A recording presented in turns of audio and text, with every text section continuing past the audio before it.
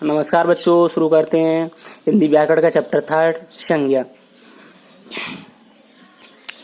संज्ञा सबसे पहले हम परिभाषा समझ लेते हैं। किसी व्यक्ति, वस्तु, स्थान, गुण, दशा या भाव का बोध कराने वाले शब्द संज्ञा कहलाते हैं। यह शब्द आए व्यक्ति, वस्तु, स्थान, गुण, दशा या भाव। तो सबसे पहले हम इन्हीं को समझ लेते हैं कि ये क्या होते हैं। जैसे व्यक्ति, अगर व्यक्ति पूछा जाए तो व्यक्ति कोई भी नाम हो, राम, श्याम, मोहन, तो ये सभी व्यक्ति हैं। ऐसी वस्तु जैसे पुस्तक, पेन, बैग इत्यादि, ये सभी वस्तु कहलाती हैं।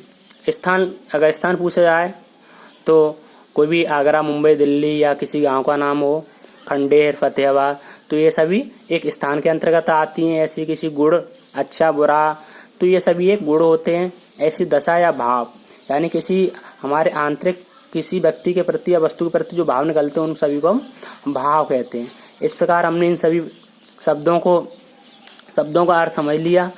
तो जो एग्जाम्पल है उसे देखते हैं। जैसे संज्ञा का जो एग्जाम्पल दिया, उदाहरण दिया है राम, तो राम यहाँ देखा आपने कि राम है वह एक व्यक्ति है, ऐसी पुस्तक एक वस्तु है, आगरा एक स्थान है, ऐसे सुंदर एक गुण है इत्यादि। तो इन सभी को हम कह सकते हैं कि ये सभी संज्ञा के अंतर्गत आते हैं। या हम एक बार पुनः संज्ञा को समझ लें।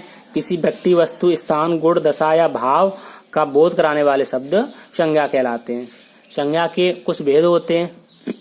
जैसे संज्ञा के जो मुख्यतः भेद हैं वह 3 हैं: व्यक्तिवाचक, जातिवाचक और भाववाचक।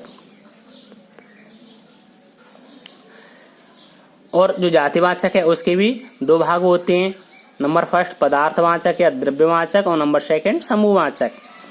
तो इन सभी को हम परिभाषा सहित और उदाहरण सहित सभी को एक एक करके समझ लेते हैं। जैसे नंबर 1 व्यक्तिवाचक, पहला नंबर है वो व्यक्तिवाचक है। तो व्यक्तिवाचक को समझ लें। क्या व्यक्तिवाचक संज्ञा किसे कहते हैं? किसी एक व्यक्ति, वस्तु, स्थान का बोध कराने वाले शब्द व्यक्तिवाचक संज्ञा कहलाते हैं। या हम दूसरी परिभाषा में कह सकते हैं कि किसी एक विशेष व्यक्ति, विशेष स्थान या विशेष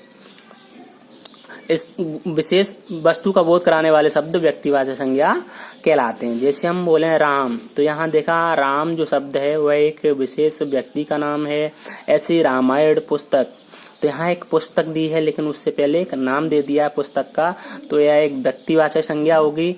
ऐसी गंगा नदी, तो ये नदी है लेकिन उससे नदी से पहले उसका एक नदी का विशेष नाम दे दिया है, एक नाम दे दिया है, तो यह व्यक्तिवाचक संज्ञा में आएगी।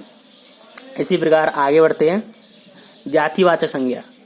तो जातिवाचक संज्ञा की परिभाषा समझ लेते हैं। किसी व्यक्ति, वस्तु, स्थान की संपूर्ण जाति का बोध कराने वाले शब्द जातिवाचक संज्ञा कहलाते हैं। यहाँ एक बार पुनः समझ लें।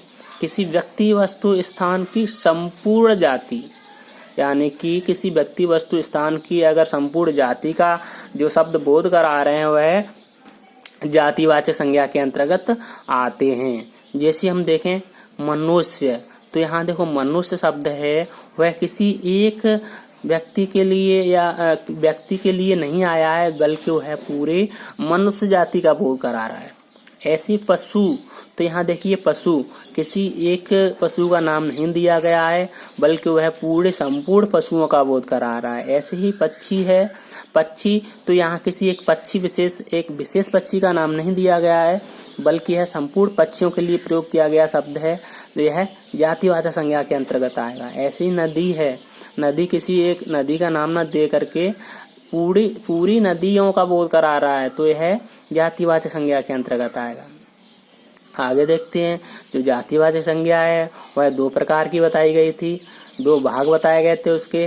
नंबर 1 जो बताया गया था समूहवाचक और नंबर 2 द्रव्यवाचक या पदार्थवाचक संज्ञा। तो सबसे पहले हम समूहवाचक संज्ञा को समझ लेते हैं।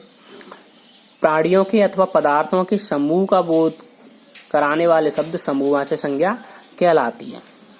यानी कि जब कोई शब्द प्राणियों के अथवा पदार्थों के समूह का बोध कराए, तो यहाँ शब्द आया समूह। तो सबसे पहले हम ये पूछते हैं सभी से क्या समूह क्या होता है। तो हम समझ लें कि समूह क्या होता है।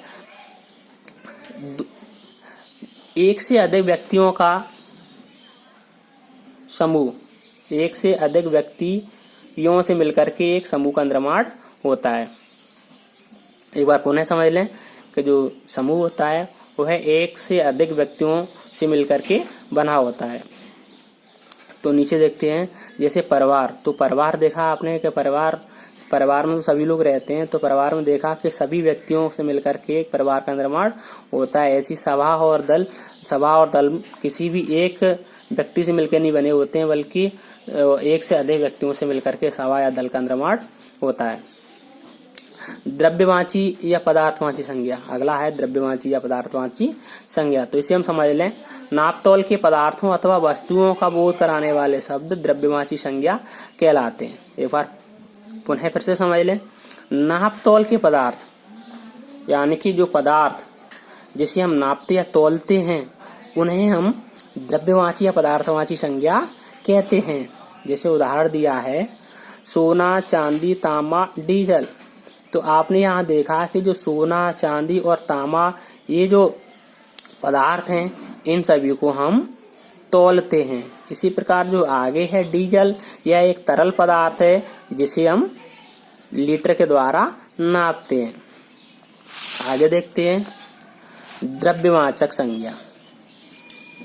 तो द्रव्यवाचक संज्ञा उसकी परिभाषा होती है पदार्थों एवं प्राणियों में पाए जाने वाले गुण, दोष, अवस्था, भाव का बोध कराने वाले शब्द भाववाचक संज्ञा कहलाते हैं।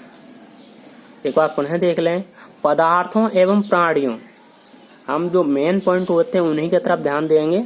पदार्थों एवं प्राणियों में पाए जाने वाले गुण, यानी कि जो गुण पदार्थों एवं प्राणियों में पाए जाते हैं, जैसे गुण, दोष, अवस्था या भाव, तो इन सभी का जो बोध कराने वाले शब्द होते हैं उसे हम भाववाचक संज्ञा कहते हैं। जैसे उदाहरण देख लें, लंबाई, सुंदरता, थकावट और मिठास। तो ये जो भी गुण या दोष हैं वो ये सभी पदार्थों एवं प्राणियों में पाए जाते हैं। इस प्रकार आज का टॉपिक यहीं समाप्त होता है। नीचे कुछ आपको वर्क दिया जाएगा रिवीजन के लिए, जिसे आपको सभी को रिवीजन करना है। और अगर किसी भी स्टूडेंट को जो नहीं समझ में आ रहा है वो मेरे पर्सनल नंबर पे कॉल करके उसे समझ सकता है। धन्यवाद।